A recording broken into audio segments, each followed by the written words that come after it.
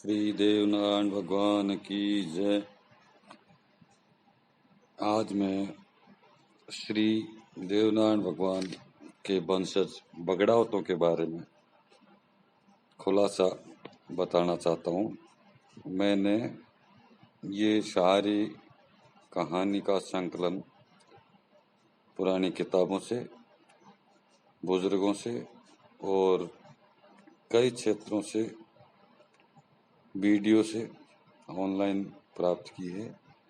इनमें कोई मेरे द्वारा बताई गई बात अगर किसी भाई को गलत लगे तो उसके लिए मेरे को माफ़ करें, क्योंकि मैं बहुत ज़्यादा नहीं जानता हूँ और इतिहास अथाह है। इसके बारे में ज़्यादा जानकारी हर आदमी नहीं रख सकता है, लेकिन मैं जितना जान पाया हूँ उसके बारे में श्री देवनारायण भगवान के पूर्वज बगड़ावत थे और उन बगड़ावतों के जो उन्होंने किया, कैसे वो बगड़ावत हुए, कैसे बगड़ावतों ने लड़ाइयाँ की, उनकी वीर गाथाएँ, उनकी दान गाथाएँ, उनकी शूरवीरता, उनके किए हुए ऐसे बड़े काम जो आज गुजरों को वीर कहलाने के लिए पर्याप्त हैं, या लोग बगड़ावतों को वीर क्यों कहते हैं, ये सब बातें मैं बताने की कोशिश करूँगा। और मैं ये जो बगड़ावत गाथा है ये एक काफ़ी बड़ी है, इसके कई एपिसोड बनेंगे। कोशिश करूँगा कि मैं सारे एपिसोड बना पाऊँ और आपको बगड़ावतों के वंश के बारे में सारे बताते हुए, उनके युद्धों के बारे में बताते हुए, उनके परिवार के बारे में बताते हुए, उनकी शादियों के बारे में बताते हुए और श्री देवनारायण जी का जन्म के बारे में, श्री देवनारायण जी के बचपन के बारे में और श्री देवनारायण जी कैसे स्वर्ग पधारे उनके बारे में पूरी गाथा को मैं तैयार कर रहा हूँ और मैंने तैयार लगभग कर भी ली है। तो मैं रोज़ एक एपिसोड बनाऊँगा और उसमें मेरी जो बनाने का उद्देश्य है वो यही है कि आज की जो नए बच्चे हैं वो नहीं जानते बगड़ावत कौन थे, वो ये भी नहीं जानते कि हम गुजर वंश में हमको लोग वीर क्यों कहते हैं और कैसे जो गुजर राजा हुआ करते थे और उनके ऊपर ऐसा क्या आपत्ति आई कि वो जंगलों में रहे और असभ्य हो गए, शिक्षा से दूर रह गए, किसान जाति हो गई, गाय चराने वाले हो गए। आखिर उनके साथ ऐसा क्या हुआ था, वो सारी बातें मैं बताने की कोशिश करूँगा। इन सब बातों के दौरान अगर कोई किसी को ऐसा लगे कि मैं गलत बता रहा हूँ तो मेरे को वो कमेंट करे, और अगर मैं गलत नहीं बता रहा हूँ तो उसको सुने, स्वीकार करे और नए बच्चों को ये बताने की कोशिश कर रहा हूँ। ये मेरा उद्देश्य है। मैंने कई इतिहास के किताबें पढ़ी, कई वीडियो देखे, ऑनलाइन सर्च किया, तो इसमें मेरे समझ में आया कि 6वीं सदी से 10वीं सदी तक गुजरों का खूब वर्चस्व रहा, गुजर चरम पर थे और ये भारत माता की रक्षा करना इनका मुख्य उद्देश्य था। उस समय पे भारत प्राचीन था और रामायण जी में भी लिखा है कि जब श्री राम जी अपने रामायण काल का पूरा समय व्यतीत करके स्वर्ग को जाने लगे तो चारों भाइयों को और चारों भाइयों के बच्चों को, वो श्री राम चक्रवर्ती राजा थे और अपने पूरे राज को चारों भाइयों को और उनके बच्चों को अलग अलग जगह के राजा बना के वो स्वर्ग को सिधारे थे। इसी वंश से गुजर पैदा हुए हैं। लव और कुश से इनकी वंश की शुरुआत मानते हैं। लव से लौर गुजर, खुद से खारी गुजर हुए। और उस समय में भारत बहुत बड़ा था। पाकिस्तान, अफगानिस्तान, इधर आज का जो भारत है वो पूरा था। नेपाल था, ब्रह्मा था, भूटान था और बांग्लादेश था।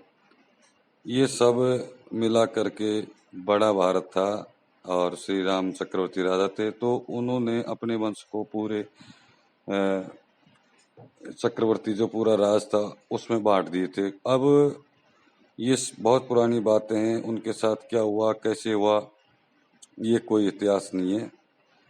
6वीं सदी से और 10वीं सदी तक इतिहास में गुजरों के बारे में वर्णन मिलते हैं।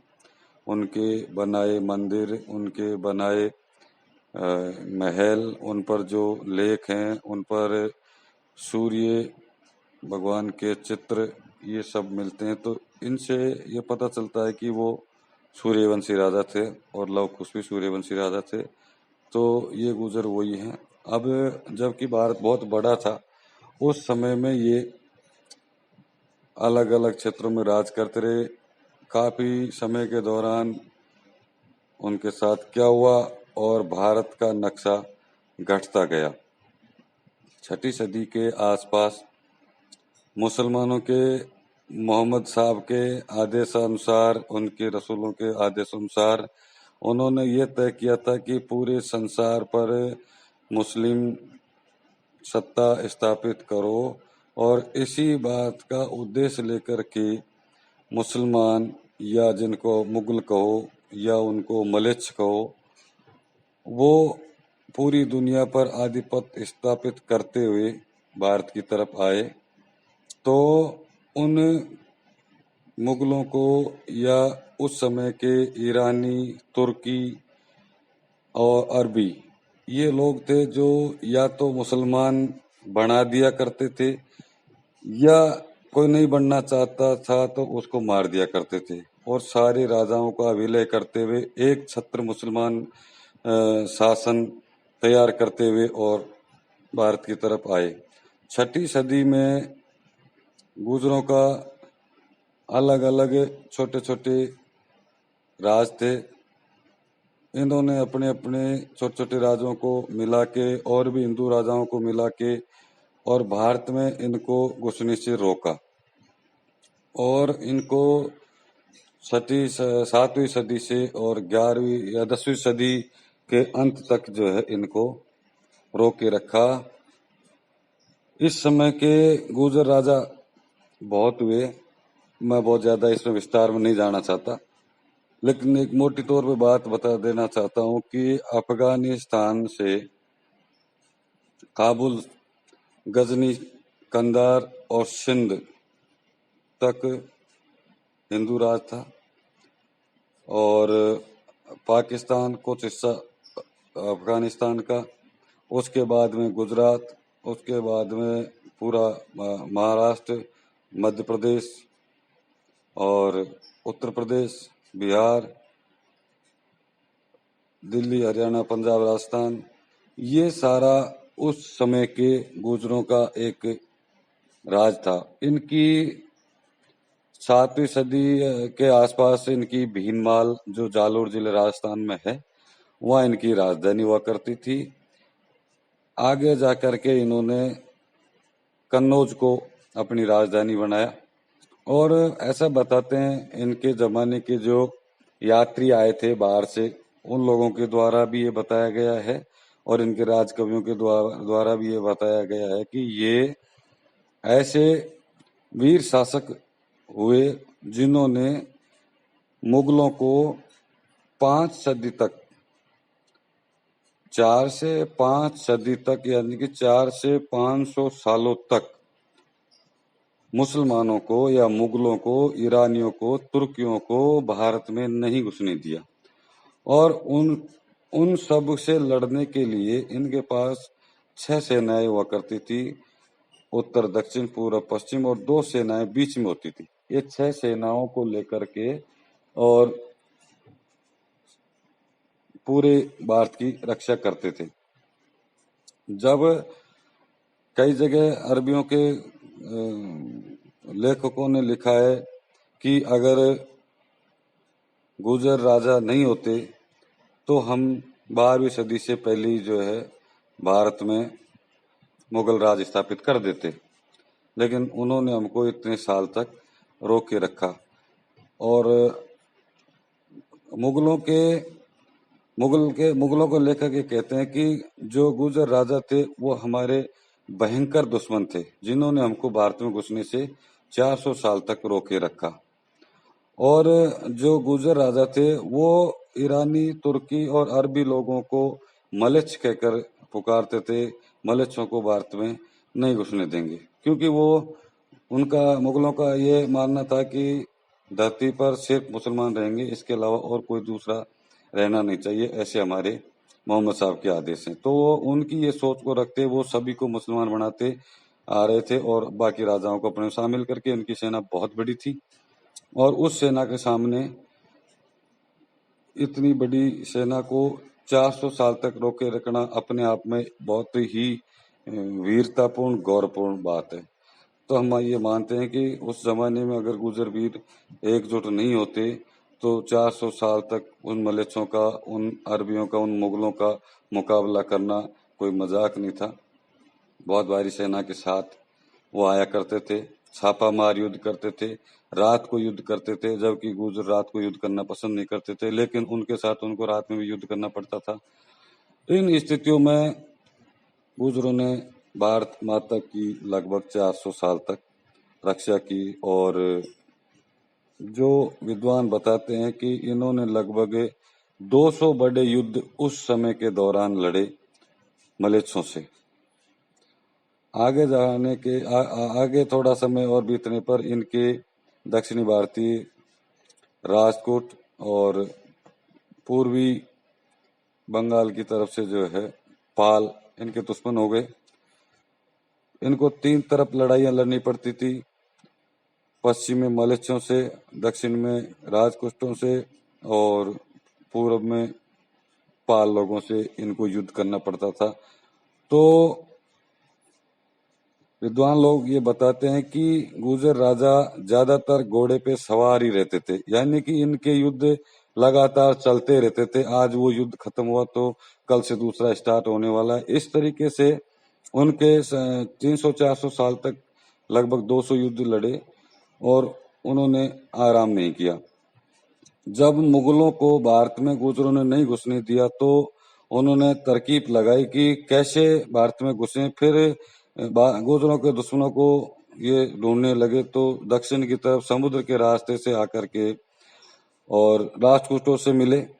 राजपूतों से समझौता करके राजपूतों के साथ में मिलकर के इन्होंने भारत में घुस गए। उधर समुद्र के रास्ते से ही बंगाल की तरफ से ये पालों से मिल करके और भारत में घुस गए। जब 3 तरफ में से 2 तरफ के दुश्मन, गुर्जरों के दुश्मन और मुगल एक हो गए तो गुर्जरों पर भारी पड़ने लग गए। उधर मुगल सेना भी बार बार टक्कर ले रही थी तो वो भी अपनी सेना को बहुत बढ़ा रहे थे। इस तरीके से इनको 300-400 साल तक मुकाबला करने के कारण ये कमजोर भी हो गए। साथ ही हिंदू राजा राजकोट, पाल ये मुगलों में मिलने लगे, इसलिए इनकी शक्ति क्षीण होती गई और ये मुगलों के मुख्य दुश्मन हो गए।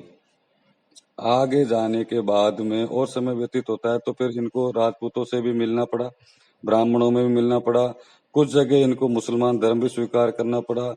धर्म की रक्षा हेतु पंजाब में सरदार धर्म भी इनको, सिख धर्म भी इनको अपनाना पड़ा और ये गुर्जर फिर वहां से छिन्न भिन्न हो गए। और बहुत ज्यादा दुश्मनी होने की वजह से अपने वंश को बचाने के लिए इन्होंने फिर जंगलों में, कंदराओं में रहना स्वीकार किया और अपने आप को छुपा लिया।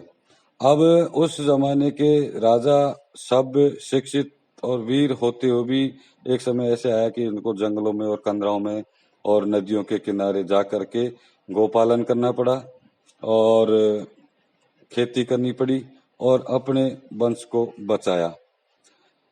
लेकिन उस समय भी इन लोगों ने अपनी पीढ़ी दर पीढ़ी, गुर्जर वीर थे, गुर्जर क्षत्रिय थे, इन तरह की बातों को बच्चों को गीत गायन और लोक गाथाओं के द्वारा ये बताते रहे। तो गुजरों को ये पता रहा कि हम वीर थे, हमने क्या किया था, हमारे कहाँ कहाँ युद्ध हुए थे। ऐसी गाथाओं के रूप में एक दूसरी पीढ़ी में ये बातें चलती रही और गुजर सभ्य थे। और अब उस 10वीं सदी के बाद में वापिस से अशिक्षित होना शुरू हो गए, किसान हो गए, गोपालन हो गए, शिक्षा से दूर दूर का कोई नाता नहीं रहा, शहरों से दूर हो गए।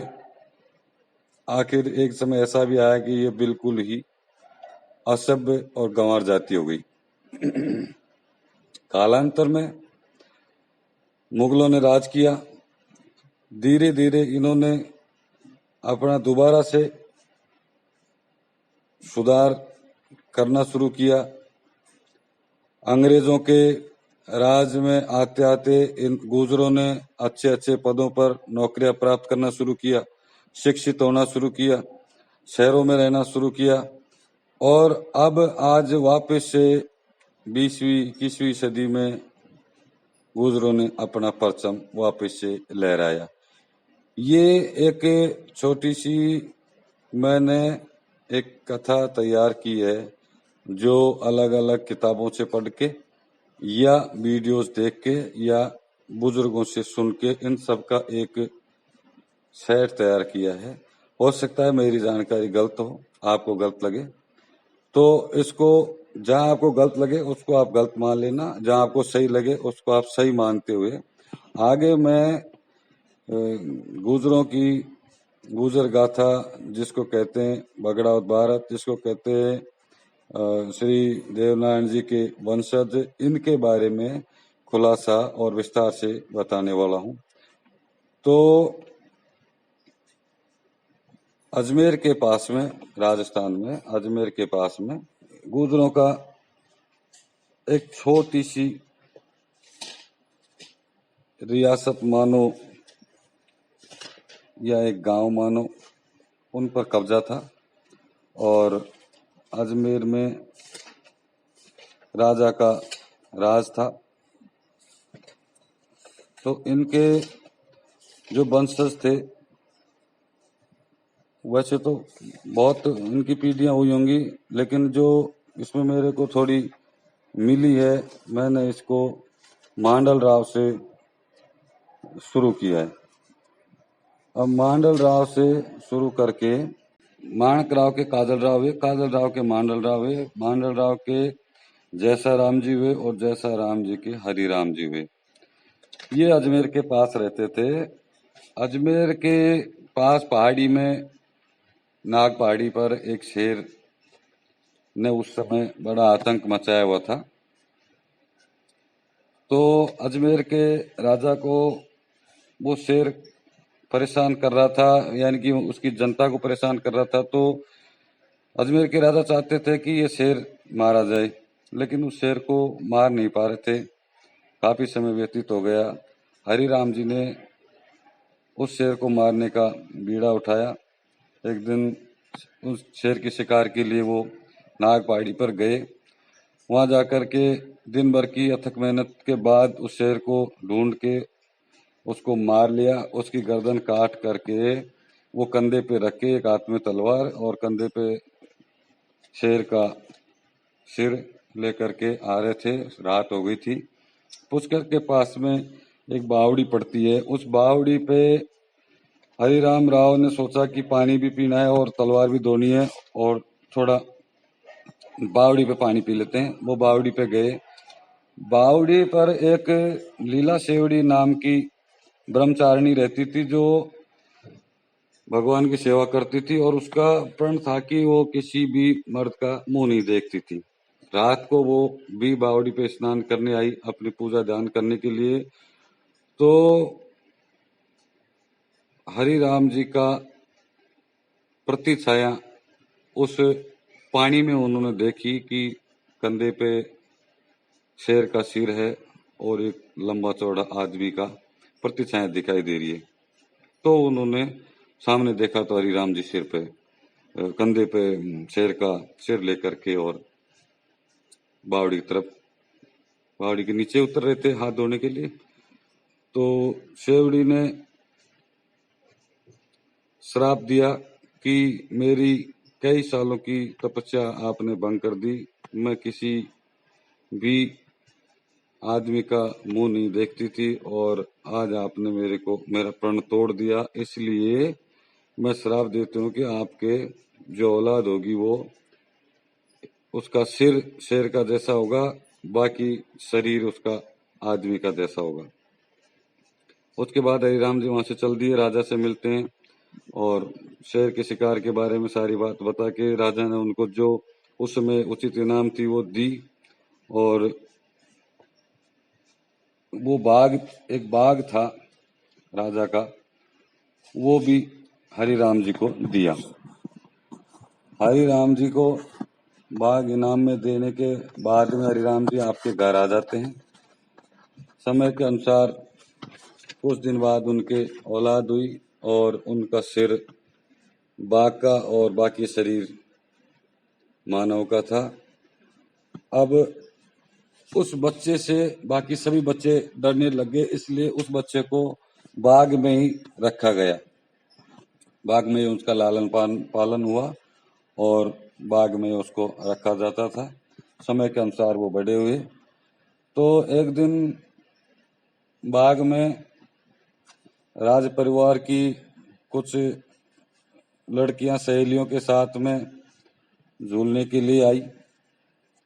तो बाघ राव जी जो है बाग में ही थे और उन्होंने लड़कियों ने शर्त रखी और लड़कियों ने कहा कि बाघ जी हमको झूला झुलाओ। तो बाघ राव जी ने शर्त रखी कि मैं झूला झुला सकता हूँ, लेकिन मेरे साथ में हरे बांस के फेरे खाने पड़ेंगे। जो जो फेरा खाएगी मैं उसको झूला झुला दूंगा। इस बात को लेकर के उन सहेलियों में भी इतनी समझ नहीं थी, कम उम्र की थी और बाघ राव जी भी उस समय कम उम्र के थे। तो उन्होंने खेल खेल में सभी लड़कियों ने फेरे खा लिए और उनको बाघराव जी ने झूला झूला दिया। शाम को अपने चलेगी और इस समय को भी बीतते समय नहीं लगा और कुछ समय बाद जब उन लड़कियों की शादी करने का समय आया तो पंडित जी ने मुहूर्त देखा तो उनका किसी का भी मुहूर्त जो नहीं निकल रहा था और ये चिंता का विषय था कि एक साथ ये क्या हुआ, इनका मुहूर्त क्यों नहीं निकल पा रहा है। इस पर राजा ने विद्वानों को पंडितों को बुलाकर राय ली तो उसमें ये निकल के सामने आई कि इन लड़कियों की पहले शादी हो चुकी है।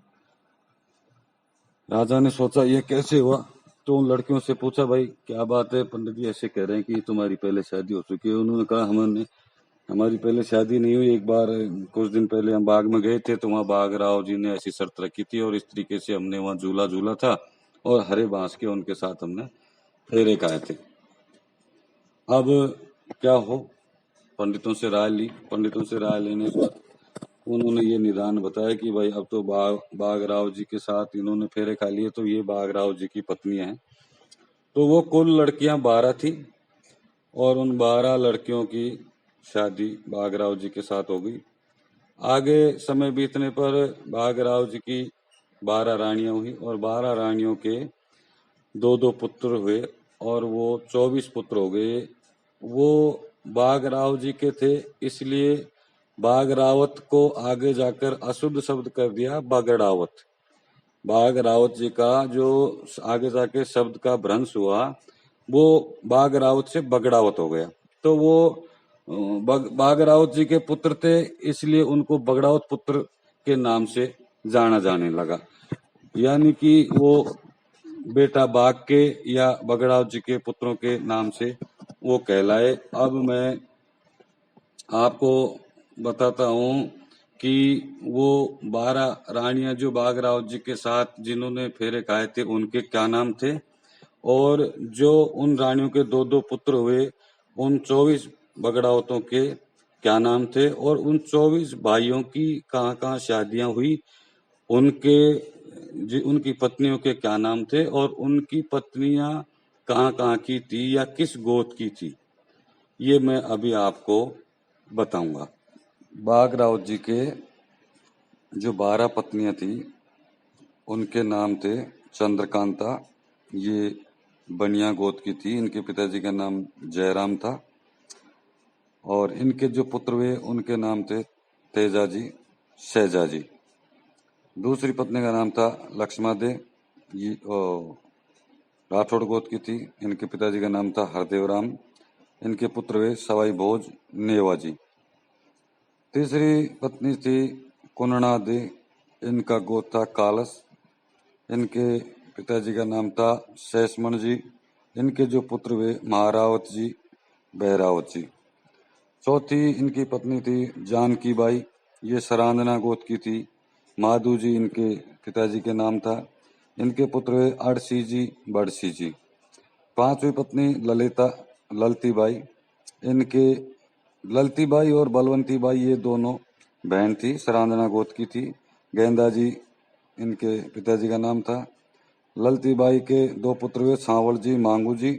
बलवंती बाई के दो पुत्र वे आशा जी, काशीराम जी। सातवीं इनकी पत्नी थी खानी बाई। ये चाड़ गोत्र की थी। बूरा जी इनके पिताजी का नाम था और दो पुत्र वे इनके गोवर्धन जी, जोधा जी। आठवीं पत्नी थी नाथी बाई। ये भी चाड़ गोत्र की थी और इनके पिताजी का नाम था खाना जी। इनके पुत्र वे कोला जी, कुबान जी। नौवीं पत्नी थी धनवंती बाई। ये चेची गोत्र की थी। ये भी दो बहन थी, धनवंती बाई, फूलबाई। ये दोनों चेची गोत्र की थी और हेमा जी इनके पिताजी का नाम था। और धनवंती बाई के दो पुत्र हुए रामकर्ण जी, जीवन जी। और फूलबाई के दो पुत्र हुए धन्ना जी, कान्हा जी। 11वीं इनकी पत्नी थी रमेश बाई। आवाना गोत्र की थी। रामा जी इनके पिताजी का नाम था और इनके दो पुत्र हुए आलदे जी, मालदे जी। 12वीं पत्नी थी बिंदका। ये अवाना गोत्र की थी और धन्ना जी इनके पिताजी का नाम था और बालाजी, लाला जी इनके दो पुत्र हुए। अब मैं आपको बताता हूँ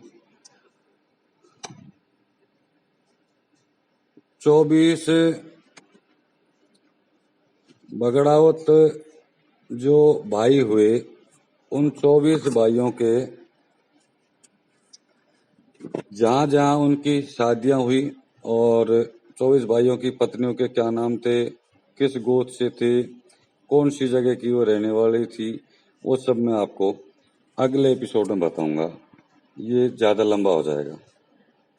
जय देवनारायण भगवान की।